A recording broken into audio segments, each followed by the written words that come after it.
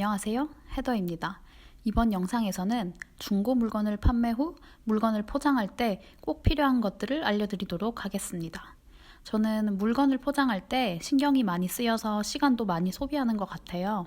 처음으로 알려드릴 물건은 바로 택배 비닐봉투 혹은 박스입니다. 저는 사이즈에 제한이 있는 박스 대신 보통 봉투를 이용하는 편인데요. 봉투를 이용하게 되면 다양한 물건들을 포장할 수 있습니다. 부서질 위험이 있는 물건들은 뽁뽁이를 사용해서 포장을 잘 해주시고, 이런 물건들은 박스를 이용해서 포장을 하는 것을 추천드립니다. 다음은 편지 봉투입니다. 부피가 적은 물건들을 판매할 때는 우편으로 배송을 하는 것이 좋습니다. 저는 보통 작은 봉투와 큰 봉투를 이용하는데 정말 유용합니다.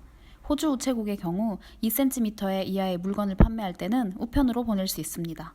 저는 보통 얇은 옷들은 우편으로 보내는 편이라서 배송비를 절약할 수 있습니다. 다음은 저울입니다. 물건을 판매할 때와 포장할 때 꼭 필요한 물건입니다. 물건의 무게에 따라 배송비가 달라지기 때문에 배송비 측정을 위해서 저울이 꼭 필요합니다. 저는 테이프를 정말 많이 사용하는데요. 저는 테이프로 박스나 봉투를 붙일 때 쓰기도 하지만 송장을 붙일 때도 사용합니다. 테이프도 작은 사이즈와 큰 사이즈 두 개를 사용하는데 정말 유용합니다. 뽁뽁이는 유리처럼 쉽게 부서질 수 있는 물건들을 포장할 때 필수입니다. 예전에는 신문지를 이용해서 포장한 적도 있었는데 아무래도 손상이 될 위험이 크기 때문에 뽁뽁이를 사용하고 있습니다. 액체가 들어가 있거나 조금이라도 부서질 위험이 있는 물건들은 꼭 뽁뽁이를 이용해서 포장을 해주세요. 줄자는 정말 필요한 물건입니다. 물건을 포장할 때 물건의 길이를 재는 데 쓰일 뿐만 아니라 물건을 리스팅할 때 물건의 사이즈를 재는 데도 꼭 필요합니다. 자를 사용해도 되지만 길이에 제한이 있기 때문에 줄자를 사용하는 것을 추천합니다. 특히 옷이나 반지를 판매할 때는 사이즈가 중요하기 때문에 줄자를 꼭 준비해주세요. 저는 이 커터를 정말 유용하게 사용하고 있는데요. 가위나 칼을 사용해서 자르게 되면 자국이 생기거나 일정하게 잘리지 않는 경우가 있는데, 이 커터를 사용하면 정말 깔끔하고 쉽게 종이를 자를 수 있어서 좋습니다. 저는 보통 손님들의 주소를 자를 때 사용하는데 정말 필요한 아이템이에요. 이 커터가 있으면 가위는 필요하지 않습니다.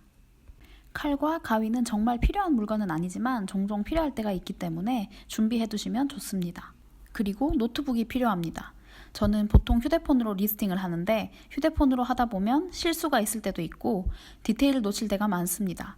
그럴 때 노트북을 사용해서 리스팅을 하면 더욱더 꼼꼼하고 자세하게 기입을 할 수 있습니다. 휴대폰은 중고 물건을 리스팅할 때 꼭 필요합니다. 온라인으로 중고 물건을 판매하는 것의 장점은 언제 어디서나 물건을 리스팅하고 판매를 할 수 있다는 것입니다. 저는 모든 물건 사진들을 폰으로 찍어서 리스팅을 하는데 쉽고 빠르게 물건을 리스팅할 수 있다는 장점이 있습니다. 휴대폰을 이용하면 밖에서도 주문 내역을 확인할 수 있고 구매자에게 메시지를 하는 등 고객 관리도 쉽게 할 수 있어서 꼭 필요한 물건입니다.